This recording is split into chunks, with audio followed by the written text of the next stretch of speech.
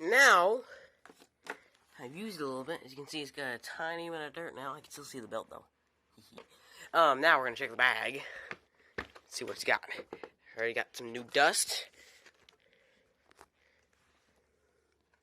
Yep, some new dust already.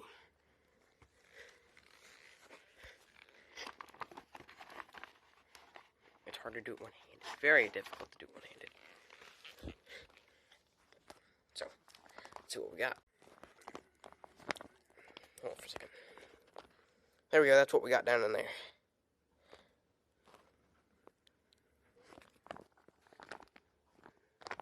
Not a clean bag anymore.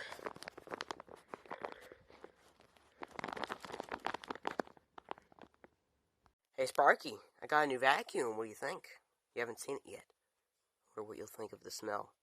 Alright, so, here's... Well, this is not going to quite finish up the video, but we're coming towards the end of the video. You'll see how I finish the video in a second. So, what I'm going to do is see how much power or cleaning ability has my old powerlifter actually lost. So here's what I'm going to do. I'm going to take some flour.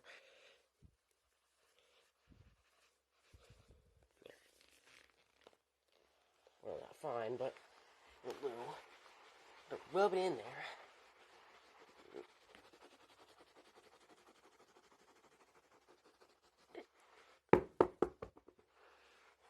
And really get it down in there. I'm going to vacuum over this 25 times. 25 passes, I mean. No, I'm going to go 45 passes. 45 passes. And then I'm going to do the dryer sheet lint thing idea with the new one, which even reduces suction, and we'll see what it collects. We'll see how much the old powerlifter left behind. As you can see, that's basically gone now. Here we go. Now, I'm going to do passes with this until it reaches a higher pitch and stops sucking.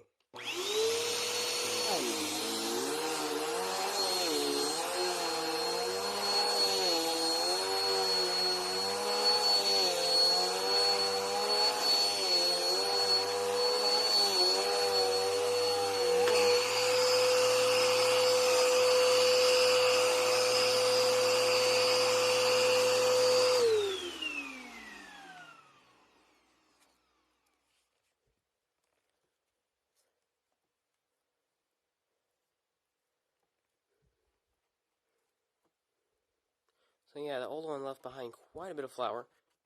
Like a lot of flour. There it is, right there.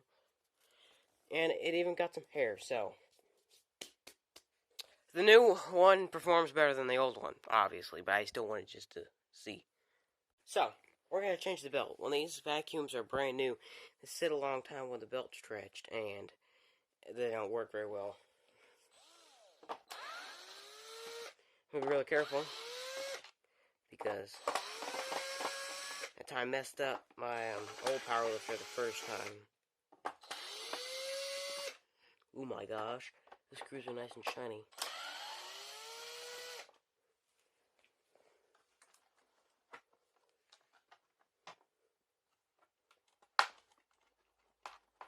There.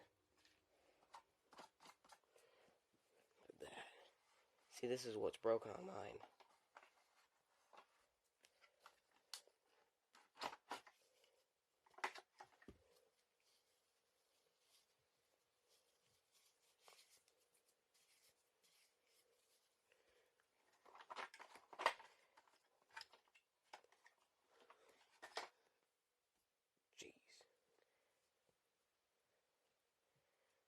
This is the belt from this. Look at the difference. It's so much more stretched versus the one I took out of the Power Force. But I think I got a belt even better than that. Hold on for a second. Let me experiment. Okay, guys, I'm going to have to finish this up real quick. The phone did die. So, I lubricated the wheels. I'm going to do these too, but, well, maybe. Yeah, I will. And I, real quick, yes, seriously, for a brand new vacuum, replace the brushable bearings with ones I like better. And here's the new belt. And I washed it, and it's really, really grippy. Like, it's extremely grippy. It's, like, almost sticky after I cleaned it up. It left a big black spot on the... Ooh, that is smooth.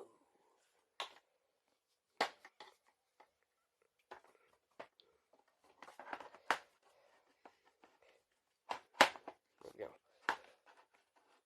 Are you gonna get in there or not? Wait a minute. Oh, I see. I put this together wrong. Okay, now we can do that again. Yes, it is directional which way you have the caps, because there's these extremely, I mean truly unnecessary notch over here to keep these caps from spinning when the vacuum's in use. But it's so unnecessary because there's so much friction right here between this and the clear and then the base plate that, and the bearings move so freely, you don't need this to be here. But they put that there anyhow. So, let's just put this back together. Now, here's the part I screwed up last time with mine, because I just kind of... I even heard some cracking. And this chunk right here was actually poking out the front. But then it fixed itself after I took it off again and put it back on. Well, it's not really fixing itself, that's me fixing it. So, let's see if it just goes right back together. I think it is. Yeah. It went right back together. Yep. Right back together. Wow. I wish I didn't do that back then. So, can someone please tell me, this is a brand new vacuum, there's still some of it on there, why this black stuff develops on the base plate? It's only in our house, and it's thick, it's like tar and it's sticky. It still's on there.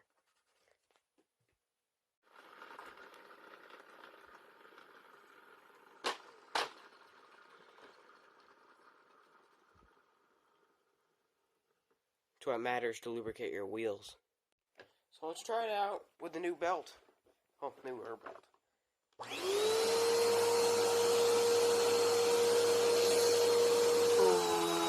Oh, yes.